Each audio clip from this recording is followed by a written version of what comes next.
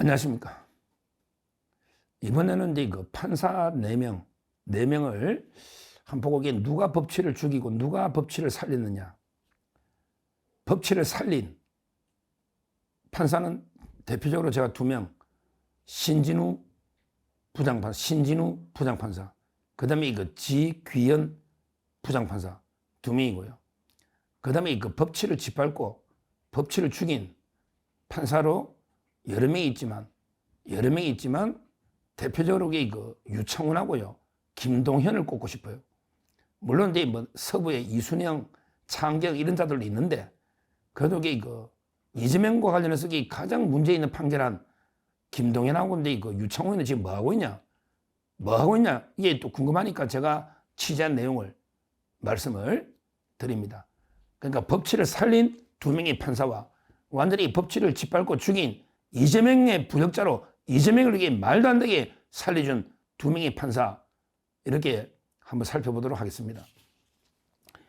먼저 이제 그 신진우 판사는 지금 뭐 하느냐? 신진우 판사는 이제 그 수원 고등법원으로 옮겼습니다.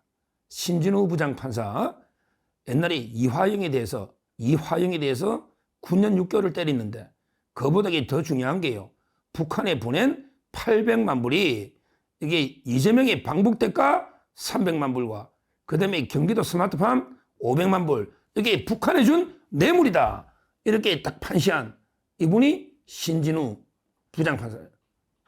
그리고 이제 그 이재명의 사건, 이화영 빼고 이재명의 사건, 뭐 경기도 벅하 유용 또는 이재명의 대북 성금 뇌물, 이걸 담당을 하다가 이재명 측에서 계속 판사를 바꿔달라고 말도 안 되게 시간 끌면서 기피 신청하고 몇 번 했습니까? 이화영이가 2번 하고 이재명이까지 몇 번 했냐고.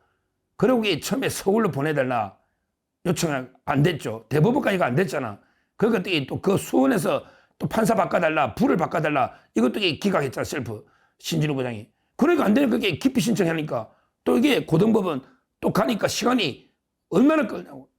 이래 끌다가 결국에 그 신진우 부장이 3년을 근무했기 때문에 수원 고등법원으로 올라간 거 아닙니까? 지금 수원 고등법원에 가면 또 원수는 외나무 다리에서 만난다고, 그러면 이재명 사건 고법에서 하느냐? 그건 못합니다. 참고로 1심에 관여했던 사람은 제척이 됩니다. 제척이라는 게 있어요. 제척, 회피, 기피 3가지 있잖아요. 재판의 공정성을 확보하는 게 제척, 기피, 회피. 회피는 판사가 하는 거고, 기피는 당사자가 신청하는 거고, 제척은 법이 정한 사유가 있으면 자동적으로 배제되는 거야. 그러니까 우리나라는 3심제잖아. 1심에 관여했던 판사가 2심에 또 관여하면 이게 제척 사유야. 3심제에 반하잖아요. 이걸 알아내면 돼요. 그러니까 이재명 관련 사건은 이제 신진우가 할 수는 없지. 할 수는 없다. 그렇지만 이게 1심에 이화영이 9년 6개월 때린 거, 이때 이미 이재명 미리 보는 판결이거든. 여기 고등법원에 가서 또 이게 문주형, 그 다음에 고등법원에 가서도 이게 이화영이가 기각돼 버렸잖아. 형량만 좀 깎이지, 7년 8개월로. 그러니까 확정돼 버렸다고. 이미 이재명 끝났다고. 왜? 고등법원이 사실심의 마지막이야. 대법원은 법률심이잖아. 800만 불이 사실 문제잖아, 용도가. 그러면 이게 고등법원에서 이미 끝났다고 봐요. 저는 이재명이 가게 이제 끝났다고 봐요. 왜? 이화영이가 17번 보고했거든. 공장에 17번 이재명한테 보고했다고 돼 있다고. 직접 김성태 회장이 있을 때 전화한 거 3번 포함해서 17번.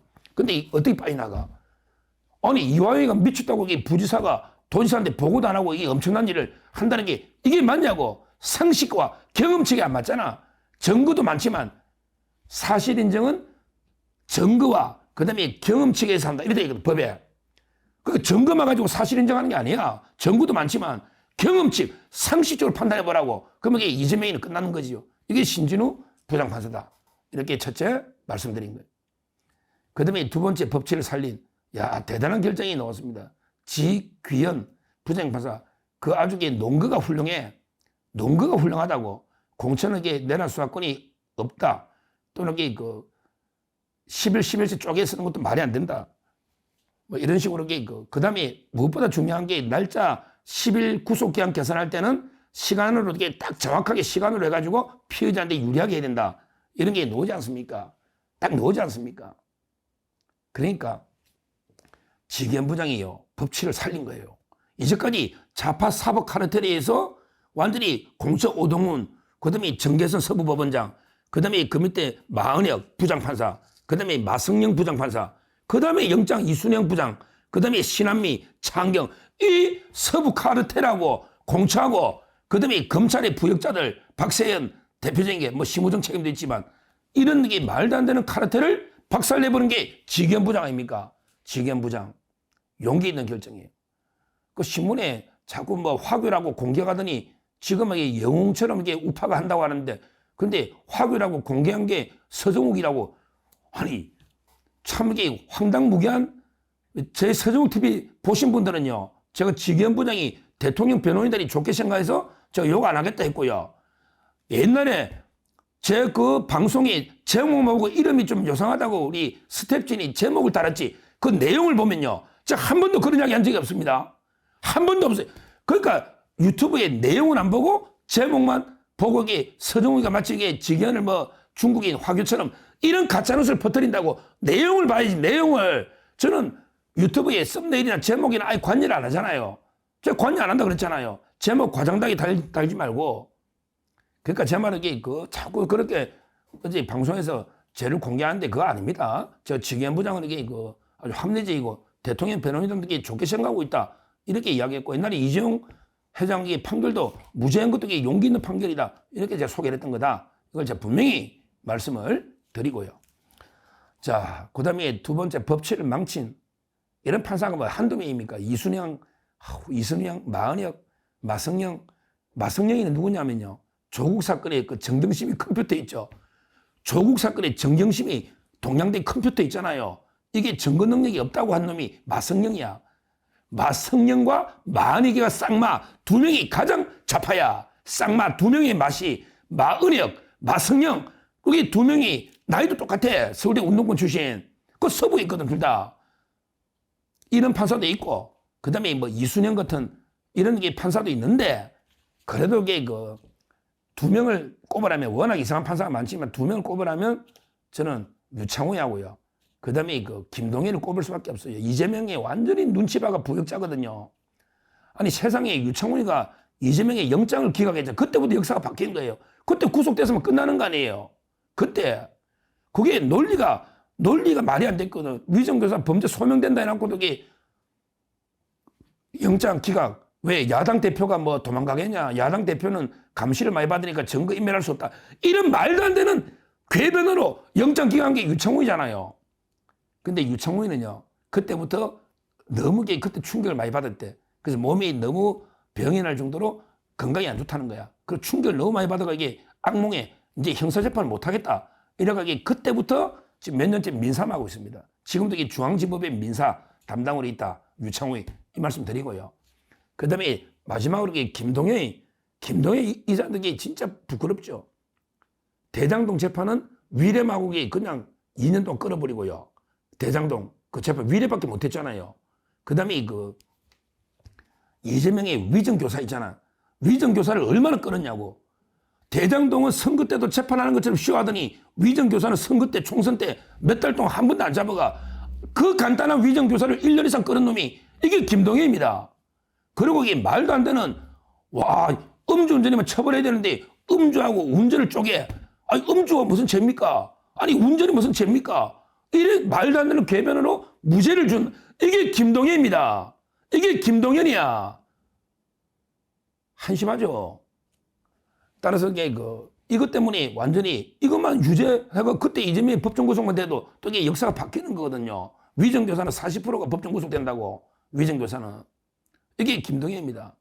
이놈이 이게 어디 갔냐? 한번 제가 또 취재해보고 물색해봤죠. 법원에 뭐 저 아는 사람 많으니까 어디 갔냐? 했더니 중앙지법에 남아있는데 민사 항소부로 갔대. 대등재판부.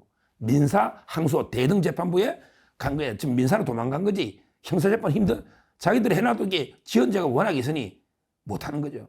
당당하면 계속 형사재판 해야지. 당당하면 해야죠. 지기현 부장 보세요. 자기가 내라 사건 내 책임져 하겠다. 딱 남아있잖아. 줄줄이 무죄 내지 공소기각 논다고. 한번 보자고. 줄줄이 공소기각 논다고. 이제 무죄가 아니야. 이 공소기각 각하야, 각하. 왜? 총체적인 불법이거든. 수사 서류가 전부 쓰레기니까. 공처가 만드는 게 검찰이 만든 서류고 다 이게 쓰레기라고 쓰레기. 증거가 없는데 뭐 공소기각이지. 공소기각. 야, 하여튼 중요한 게 그 두 명의 부끄러운 판사, 그 다음에 두 명의 어떤 나라를 구한 법치를 살린 판사. 이러니까 이게 이제 우리 사법부에도 그래도 이게 소신 있는 원칙에 따른 판사가 있다는 거지. 다 이게 다 썩지 않은 거죠. 그 두 명 제가 대표적으로 한 봤으니까 앞으로 이제 이런 정치 판사들은 걸러내야 돼. 정치 판사들은 걸러내야 된다고. 판사도 10년마다 이게 재심사하잖아. 걸러내야 된다고. 왜? 이런 게 정치 판사가 있으면 나라가 이게 무너지거든요. 그리고 이게 진짜 법리, 원칙, 소신대로 하는 이런 게 그 판사가 오히려 중요 재판을 많이 담당하고 하는 이래야 이게 사법부가 살아나는 겁니다. 살아나는 겁니다. 앞으로 이제 뭐 신진우 판사나 지기현 부장 이런 사람들에게 그 거의 뭐 대법관까지 할 수 있는 이런 능력 있는 소신 있는 다 서울대 엘리트들이잖아요. 엘리트들이잖아.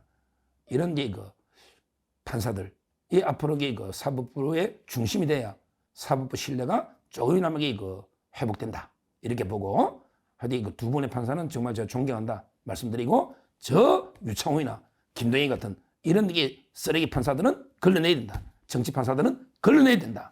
이렇게 말씀드립니다. 감사합니다.